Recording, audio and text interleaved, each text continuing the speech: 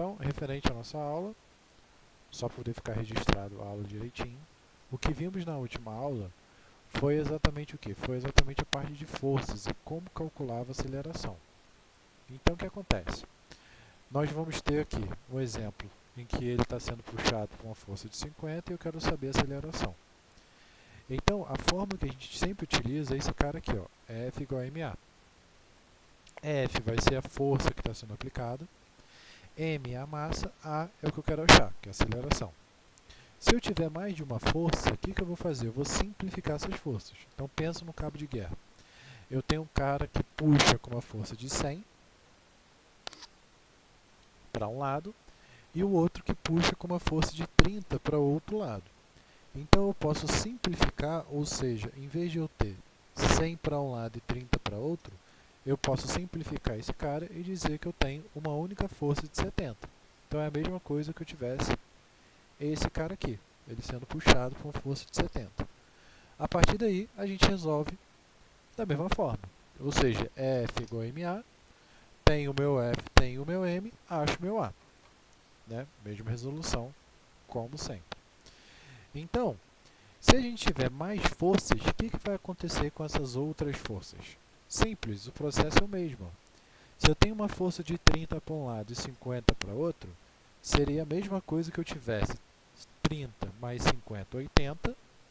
E se eu tenho 20 para o outro lado, né, eu vou ter ali 20. Então vai ficar 80 menos 20, 60. Então a mesma coisa que eu tivesse uma força de 60. Tudo bem? Então isso foi o que a gente viu na última aula. No caso, eu não passei atividade. Entretanto, temos atividade para ser entregue para amanhã. Lembrando que, em vez de eu passar uma prova que tem aí uma nota substancial ou algo do tipo, o que eu estou fazendo? Eu estou passando várias atividades. Coisas simples, né? Como, por exemplo, resolver 3 questões, ou como esse caso aí, que é a atividade que é para ser entregue amanhã. Quem não entregou, por favor, entregue. Que fala aí que tem que dar um exemplo para cada situação das leis de Newton. Então vamos lá, relembrando as leis de Newton. Leis de Newton nós temos 3.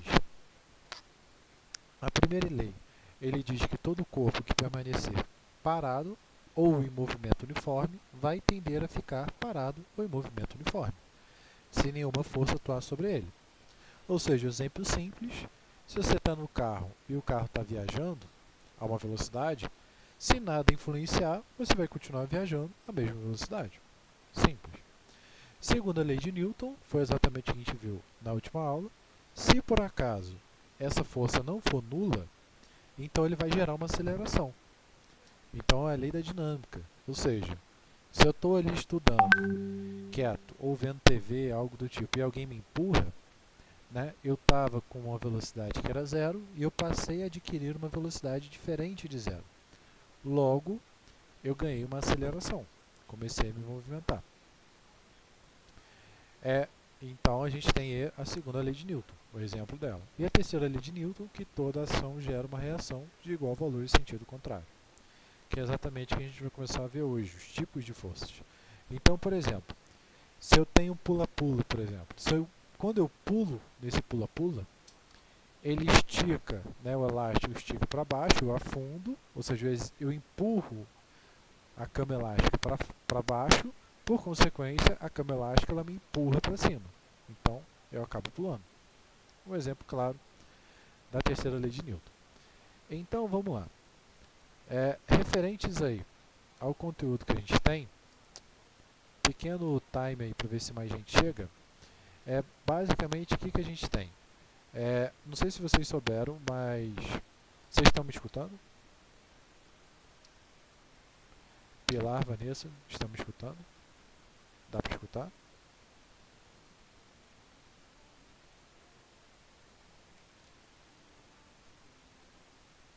Show. Beleza. Então, vamos lá. O que acontece? Nós tivemos aí, no final da semana, o lançamento de um foguete da SpaceX. E esse foguete da SpaceX, a grande importância dele era o quê? E aí, rapaz, tranquilo? Então, a grande Depois de quase importância desse 10 anos foguete sem da lançamentos, SpaceX era o quê? Ele foi o primeiro foguete que foi lançado, tripulado, por uma empresa particular. Então aqui a gente tem um 3, vídeo 2, que 1, ele mostra 0. sobre o Ignition. lançamento desse foguete. Liftoff of the Falcon 9 and Esse Crew Dragon. foguete, Go ele teve como NASA. Go objetivo SpaceX. levar Godspeed. 2 astronautas da NASA, nos Estados Unidos, para a estação espacial. Então, conforme a gente vê aqui está ocorrendo o lançamento, nós vamos ver aqui no cantinho. Ele está terminando de carregar o vídeo. Dá um enter. Ele vai mostrar a velocidade e, além disso, ele vai mostrar também a 1, distância. 0. Ignition. Liftoff of the Falcon 9 and Crew Dragon. Go NASA. Go SpaceX. Godspeed. Spot and Dog. America has launched. So rises a new era of American spaceflight, and with it the ambitions of a new generation continuing the dream. 20 seconds into flight, stage 1 propulsion is nominal. Interessante é que a velocidade do carro mais rápido que a gente tem é o C plus 30 seconds into this historic mission. Flying crew on board Dragon and Falcon 9, and look at them go! 4.400. Falcon power telemetry nominal. M1D throttle down. We're throttling down to get ready for the period of maximum dynamic pressure. Interessante é que ele mostra a linha We're in the do throttle desse bucket. foguete. Nós temos a startup, que é quando ele começa Reports say all systems are quando go. ele solta para ele começar a voar. E temos esse Max Q. O que significa esse Max Q? Aqui está Maximum Dynamic Pressures. This is the large amounts of aerodynamic stress extent of the vehicle. Ou seja, é a pressão máxima que vai existir na espaçonave devido à aerodinâmica dela. Ou seja, ele está saindo da estratosfera, da atmosfera. We've exceeded Mach 1 on the Falcon 9. Então é ali onde a pressão vai ser máxima. M1D throttle up. E nesse processo que a pressão era máxima, We're throttling é back onde up to pode full ocorrer power as we're through o Max Q. foguete, Copy 1 Bravo. ele ser injetado ou algo do tipo. And we heard that 1 Bravo call out. That's just the second abort zone that they're in. They'll continue to be on this until the first stage has done its job and they switch over to the second. At this point, Bob and Doug pulling about 2.3 Gs, 2.3 times the Earth's gravity, already moving at over 1,500 miles per hour. A força gravitacional. We've heard the call out for MVAC engine chill. That's getting the MVAC engine ready to light. That'll come at about 2:44 into flight. Right now, everything continuing to look good. Next major event coming up is going to be the triple.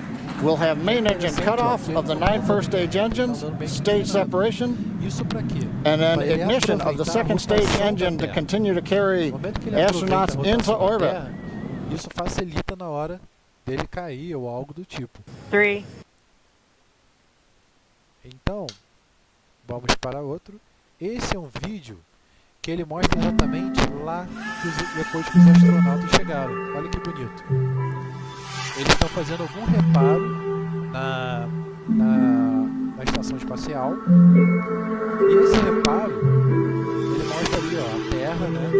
A angulação ali da Terra, a curvatura da Terra. E aqui, ó, tem um efeito bem interessante, ó, do capacete dele. Não sei se eu cheguei a falar com vocês. Eu acho que sim, na última aula. No vídeo lá do filme, Astra, né? Eu cheguei a falar que o capacete deles eram dourados. Exatamente porque, como eles estão fora da atmosfera, eles não têm a proteção da atmosfera, estão fora da Terra, eles não têm a proteção da atmosfera com relação à radiação. Então eles precisam criar alguma película que proteja a visão exatamente dos astronautas com relação a isso. Então a gente tem exatamente esse efeito aí do capacete, né? Bem interessante. Bom, parece que travou, mas tem outro vídeo aqui também que ele é bem interessante. Deixa eu ver se carrega.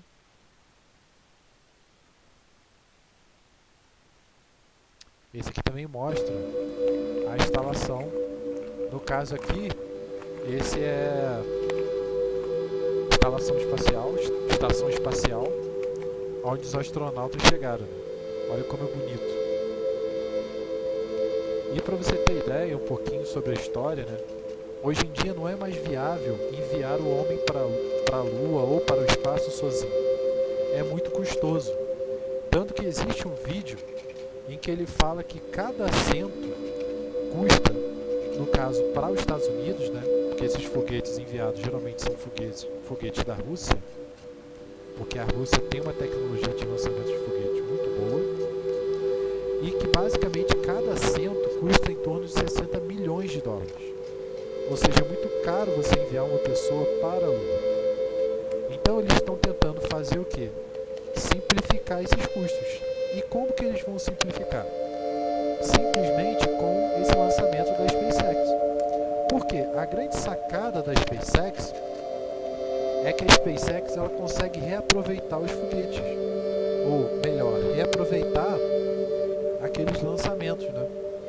Bem bonito. Então eles conseguem reaproveitar exatamente aqui, ó, aqueles platores que são soltados, né? Que no caso é estágios que a gente chama. Esses estágios, que é onde tem o combustível, eles são injetados e muitas vezes eram jogados fora. Então isso era um custo muito grande. Então com esse lançamento da SpaceX, né, que é o grande triunfo, digamos assim, da empresa, eles conseguem reaproveitar esses caras, que podem fazer muito mais lançamentos. E nesse caso, o único custo principalmente apropriado seria de gasolina, ou combustível próprio, né, que não é na gasolina. Mas, vamos lá. Referentes aí a nossa matéria, só para a gente dar início, agora que já tem mais gente. Então, o que a gente vai começar a ver é exatamente essa parte de forças. Ou seja, nós vimos ali como que calcula a aceleração de um corpo, só que a gente não viu exatamente que forças são essas, que é exatamente o que a gente vai ver hoje. Ou seja, como assim forças? Existem vários tipos de forças. Então,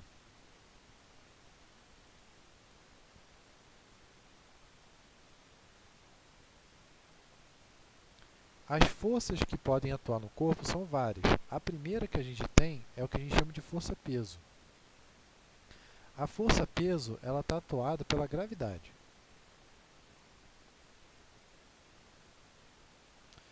Todo corpo que tem massa, ele tem uma força-peso, sempre.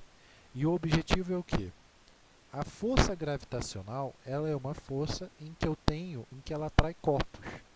Ou seja, o fato de eu estar segurando, o fato de eu estar segurando essa caneta significa o quê? Eu exerço uma força gravitacional, ou seja, eu atraio a caneta para mim, assim como a caneta me atrai também. Só que qual é a grande diferença?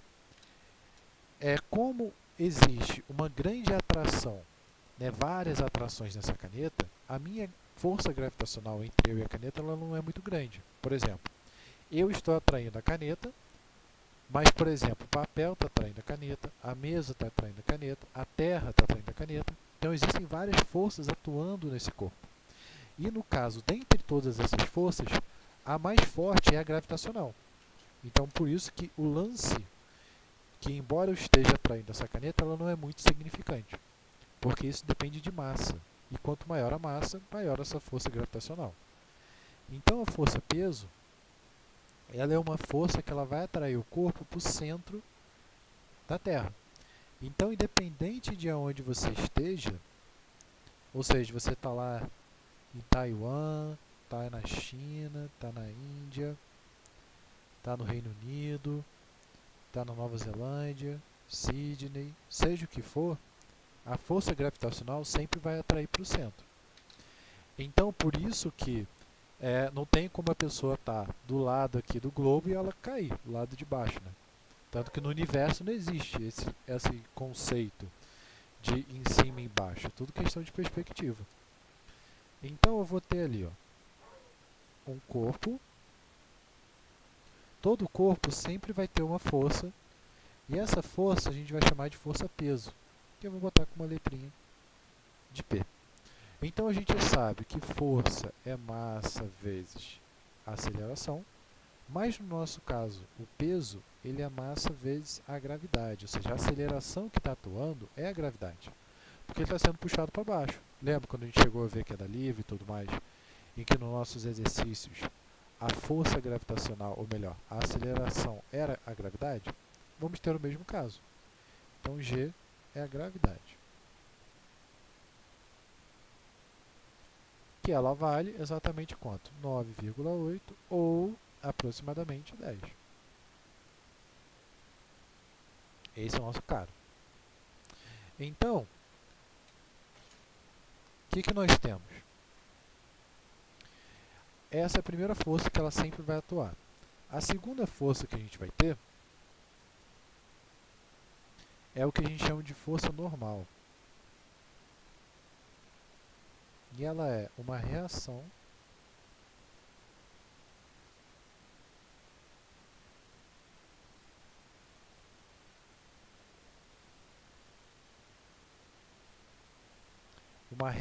da força-peso ao sólido.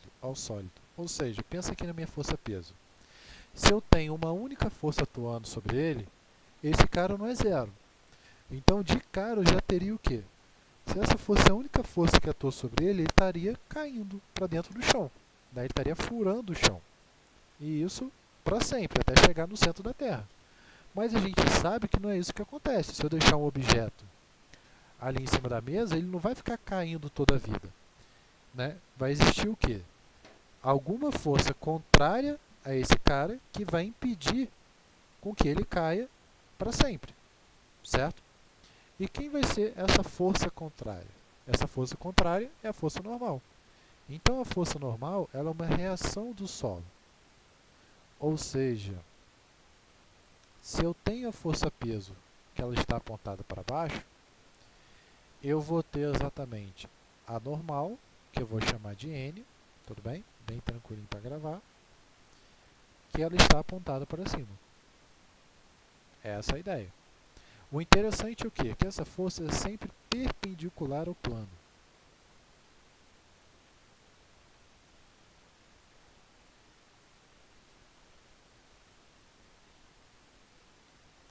Ou seja, se eu tiver, por exemplo, um suporte assim, ó, um bloquinho, e ele estiver descendo uma rampa, né? Imagina uma criança no carrinho de rolimã. Quais são as forças que vão atuar? O peso continua para baixo, e a minha normal, ela vai atuar para cá, ó, porque ela é perpendicular ao plano. Quem é o plano? Esse carinha aqui, ó.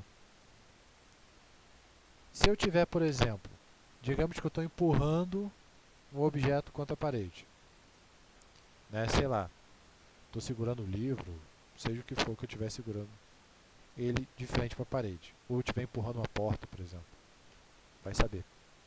Eu vou ter o quê? Que a força-peso ela está para baixo e a minha força normal ela vai estar para o lado. Tudo bem? A força normal ela depende da relação que a gente estiver fazendo, então ela não tem uma fórmula específica. A terceira força que a gente vai ter é a tração.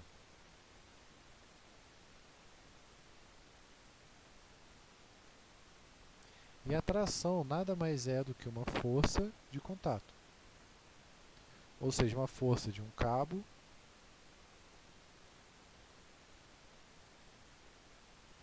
ou de contato. Ou seja, tudo que eu não sei quem é, eu vou chamar de tração. Então, por exemplo, imagina o seguinte caso, eu tenho aqui um objeto que ele está suspenso por uma corda. Caso mais simples, pensa no lustre, né? O lustre está preso ali pelo cabo, uma corrente, seja o que for. Então, quais são as forças que vão atuar? Eu vou ter o peso que puxa esse cara para baixo, e quem vai estar puxando esse cara para cima? A tração. Então esse cara eu vou chamar de T. Qual seria a outro tipo de força? Pensa que eu tenho o seguinte, 2 bloquinhos.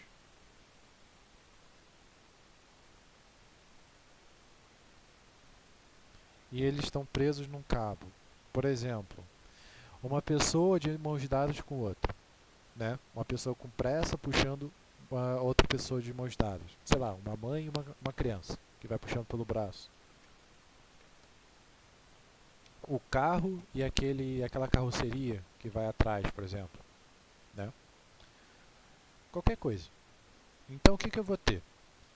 Se eu estou puxando esse cara aqui com uma força F, pensa, estou puxando esse cara. Então eu vou ter o que, ó? Ele está apoiando o chão, peso normal. Peso normal. Repara que aqui não tem normal, por quê? Porque ele não apoia o chão. Tudo bem, ó? Ó, aqui é o contato com o solo, ó. Vou botar aqui, ó.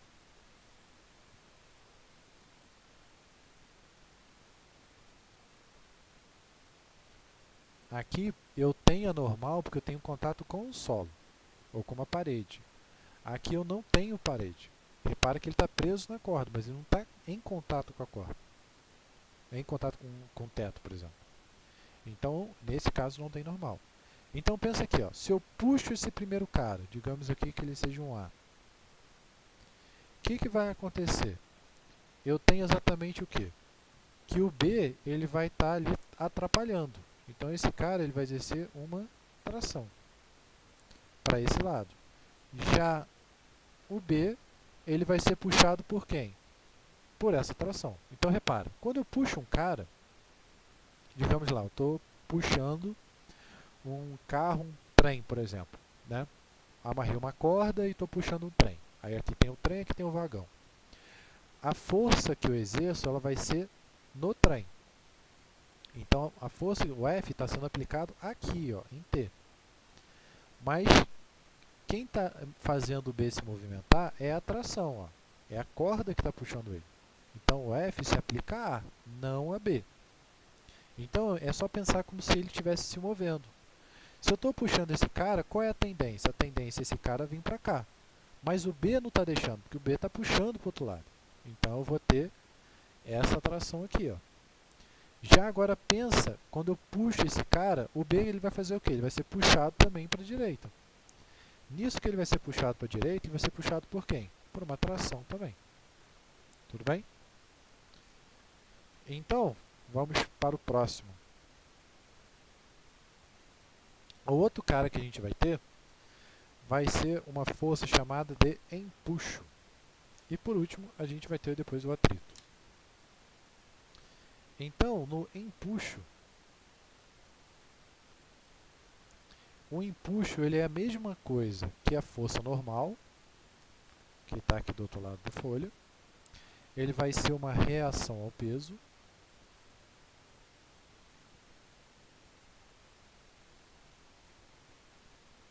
De um líquido. Ou seja, eu vou chamar ele de E. E ele funciona da seguinte forma. Pensa no líquido. Deixa eu organizar aqui. Pensa ali que eu tenho uma bola, por exemplo.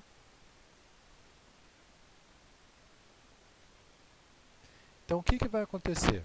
Eu vou ter a minha força-peso, que vai fazer essa bola afundar. Mas por que essa bola não afunda se eu jogar uma bolinha lá de praia? Por que ela permanece ali parada?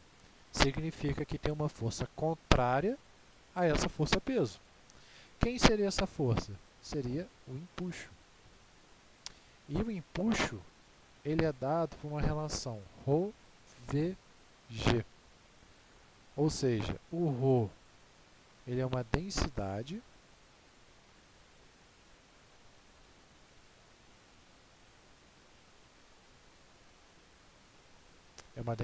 do fluido. Ou seja, se eu pegar essa mesma bola e jogar ela, por exemplo, no óleo, se eu jogar ela no betume, por exemplo, que é um elemento químico que tem uma densidade absurda, se eu jogar ela no ar, por exemplo, o ar é um fluido, ele vai se comportar de forma diferente. Ou seja, em um ele vai boiar, outro ele vai afundar, né?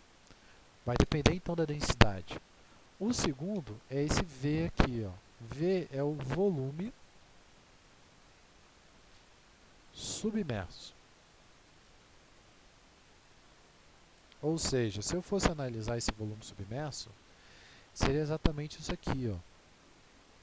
Esse cara aqui, ó.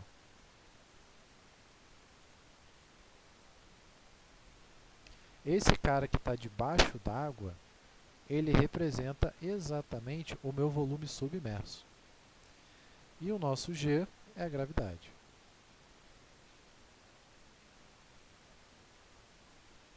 Sabe uma coisa bem interessante que a gente já conhece lá, né? Como 10. Sabe o que a gente conhece bem interessante? Se eu pegar esse volume aqui, ó, e pegar ele em água, ou seja, eu peguei esse volume, preenchi com água e botar numa balança, ele vai ter exatamente o mesmo peso que o objeto inteiro. Tanto que, por exemplo, quando eu tenho um objeto muito leve, o objeto ele fica assim, ó, quase não fica aberto. Pensa ali numa bola de praia, né? A maior parte da bola de praia ela fica fora d'água. Mas se eu tenho um objeto um pouco mais pesado, ele vai ficar para baixo, ou seja, maior parte desse peso vai ficar debaixo d'água. É interessante porque a gente tem um efeito muito parecido onde isso é aplicado.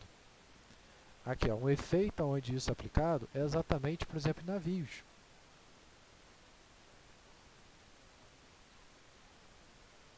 Não sei se vocês já viram navios, por exemplo, e nos navios existe exatamente esse cara aqui, ó. Todo navio ele tem essas cores, ó. Não sei se vocês já repararam. Existe o navio uma cor branca e uma cor vermelha. Olha aqui, ó. Ou ele sempre em duas cores, ó. Um cinza e um vermelho. Ó, o Titanic. Ele é preto e vermelho. Ele é branco e vermelho. Preto e vermelho, né? Aqui, ó. Ele é branco e aqui é azul. Ou seja, o que significa esse cara?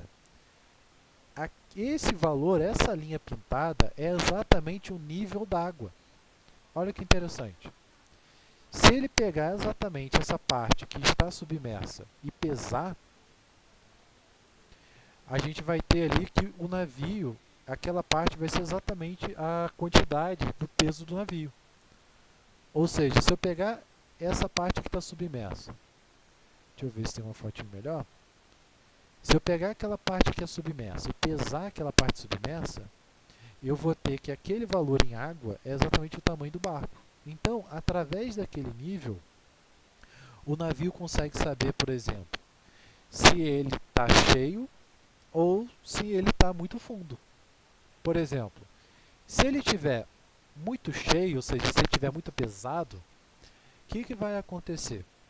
Vai acontecer que esse nível dessa linha aqui, ó, ela vai ficar muito mais abaixo do nível do mar, do nível da água. Então isso significa que o navio está muito pesado. Mas se essa linha ela ficar muito para cima da água, significa então que o navio está leve. Ou seja, ele comporta mais peso. Né? A gente tem o exemplo aí, por exemplo, de navios cargueiros. Ou seja, navio cargueiro são aqueles navios que levam os containers, que são aquelas bugigangas chinesas que a gente compra de 99. E eles também têm essa linha.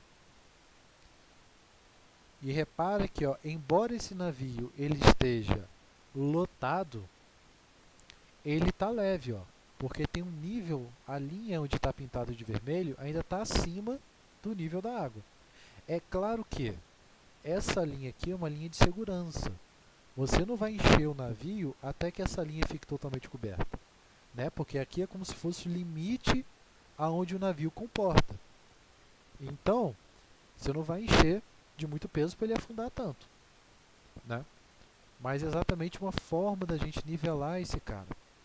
Então, o empuxo é exatamente essa relação, ou seja, uma forma de medir esse cara. Então, se ele pegasse, por exemplo, nesse navio, pegar essa parte que transbordou, né, repetindo, essa parte que está afundada, de água, e pesar, exatamente essa parte de cima, a gente vai ver que vai ter o mesmo peso, ou seja, dá o número certinho, tudo igual. Aqui é o exemplo dele caindo. Então, vamos lá.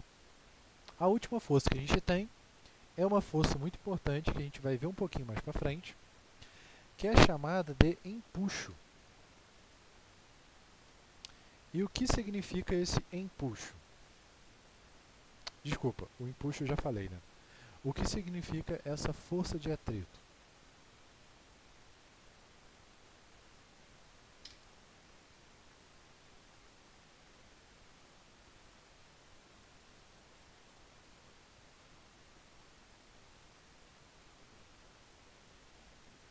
Que a gente chama aqui, ó,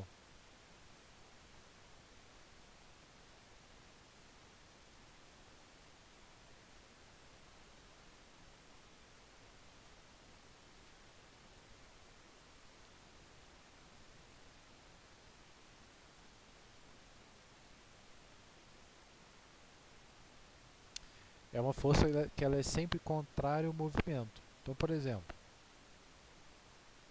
se a gente for pensar aqui na força de atrito, pensa no seguinte caso. Por mais que eu tenha uma superfície que ela seja lisa, digamos aqui, eu tenho dois objetos. Se eu der um zoom nesse cara, eu vou ver que essa superfície, na verdade, ela é rugosa. Ou seja, ela tem vários dentes. E aí, o que acontece o fato de eu ter essas superfícies rugosas? Por ela ter dentes, né, qualquer superfície, eu estou olhando, por exemplo, essa caneta que é lisa. Se eu for dando um zoom nela, eu vou ver que ela tem uma superfície rugosa. Então, o que vai acontecer? Esses dentes vão fazer como se fosse tipo uma engrenagem. Então, eu tenho aqui, vou mostrar para vocês. Então, ou seja, no momento que eles fazem tipo uma engrenagem, isso vai fazer com que esse cara ele crie como se fosse um obstáculo. Então, por exemplo,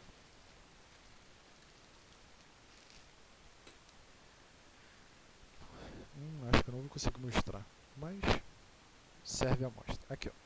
Eu tenho um exemplo simples disso aqui, ó. Aqui eu tenho uma engrenagem que ela gira e aqui eu tenho outra engrenagem. Então a superfície é como se fosse isso aqui, ó.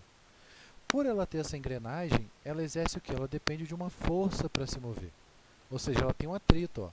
No momento que eu deixo aqui, ó, repara, ela fica nessa posição, ó. Ela não vai se movimentar de forma tão livre. Né? Isso está associado exatamente ao quê? A esse atrito. O interessante é o quê? Quando eu crio essa engrenagem, quando ela está parada, é como se os dentes eles se encaixassem perfeitamente.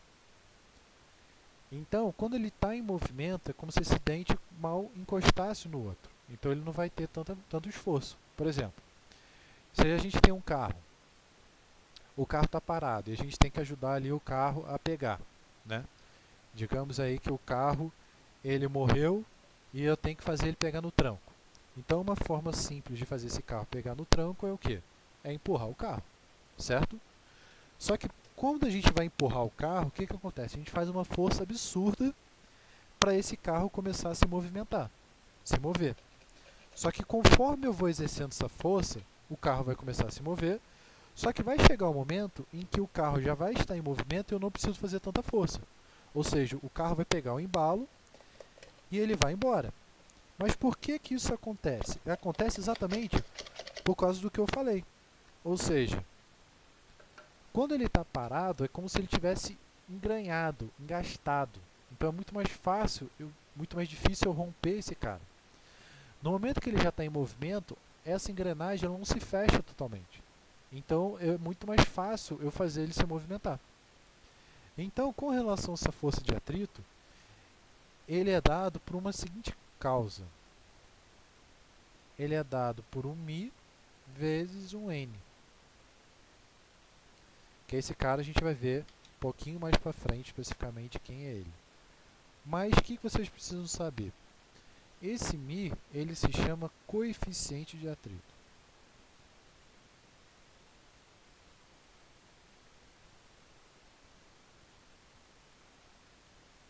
Por exemplo, ele relaciona essas superfícies. Quanto maior for esse engaste, essa conexão, maior é o coeficiente de atrito. Então, por exemplo, digamos que quando a gente está andando no chão, por exemplo, ele vai ter um coeficiente de atrito o coeficiente geralmente vai de 0 a 1. Então ele vai aí 0,8. Mas, por exemplo, se eu estiver andando numa pista no gelo, aonde eu consigo deslizar mais, né, eu vou ter um coeficiente de atrito menor, 0,2, por exemplo, 0,1. Tudo vai depender. E o N a gente já conhece ele como normal. O interessante é o que? O atrito ele é muito importante porque o fato de eu estar segurando essa caneta se deve ao atrito. Por quê? Eu exerço uma força sobre ele e através do atrito essa caneta fica fixa na minha mão. Caso contrário, o que iria acontecer? Ela iria escapulir. Ou seja, é como se eu pegasse um objeto com sabão, por exemplo, né? Imagino que já devam ter tido essa sensação de pegar qualquer objeto, sei lá, fazer um futebol de sabão, alguma coisa assim, ou até andar no gelo.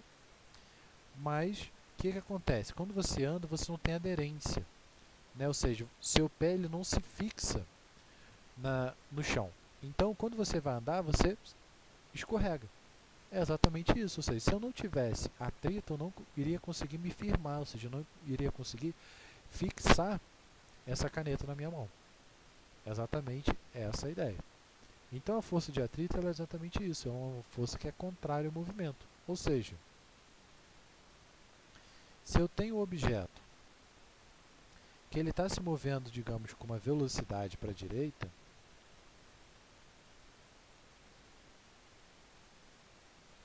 se ele move com uma velocidade para a direita, a força de atrito ela vai estar contrária a esse cara. Ou seja, ela vai estar para a esquerda. Então, se eu tenho, por exemplo, um objeto que ele está descendo o morro, está descendo a ladeira, aquele objeto não vai descer toda a vida, né? Por exemplo, se eu pegar aqui, ó, meu disco, e eu empurrar ele, ó, ele para. Por que ele para? Porque ele vai ter uma velocidade para lá, só que eu tenho um atrito entre ele e essa superfície. Então, no momento que eu faço aqui, ó, o toque, ele vai chegar um momento que ele para. Ó. Ou seja, o atrito vai fazer com que esse cara pare. Caso contrário, eu ia dar um peteleco e ele ia toda a vida.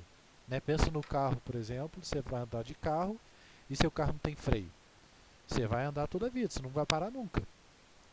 Ou seja, o atrito ele funciona com isso. Né? Ele existe, ele tem essa função.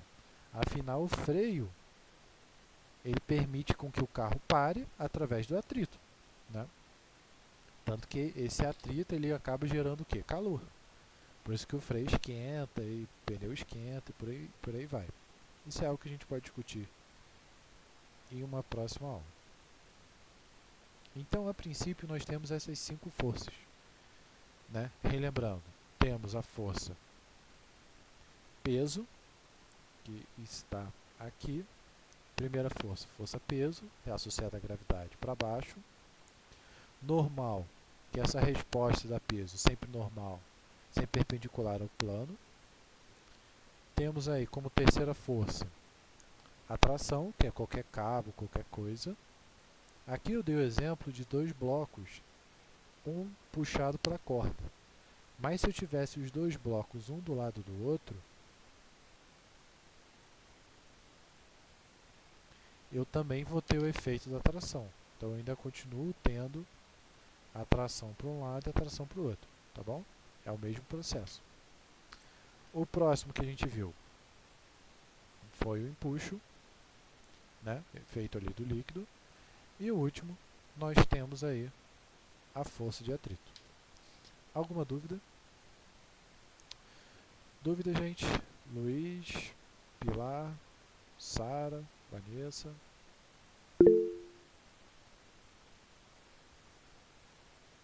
Tranquilo? Então, beleza.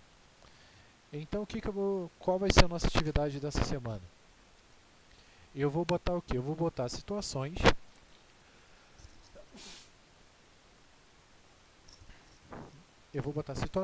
Ou seja, desenhos, por exemplo. esse aqui, e eu vou pedir para vocês desenharem quais são as forças que atuam nele. Simples. Ou seja, eu vou escrever aqui junto com as anotações, vou botar alguns exemplos. Por exemplo, esse cara aqui, ó, quais são as forças que atuam nele? Peso e tração. Quais são as forças que atuam nele? Peso, peso, tração e normal. Né? Coisa bem simplesinha. Só para a gente começar a se identificar quais são as forças que atuam nos corpos. Tudo bem? Dúvidas? Perguntas? Pergunta, gente?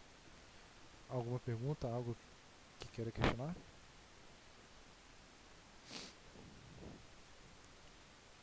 Vanessa, Pilar, Sara, Luiz.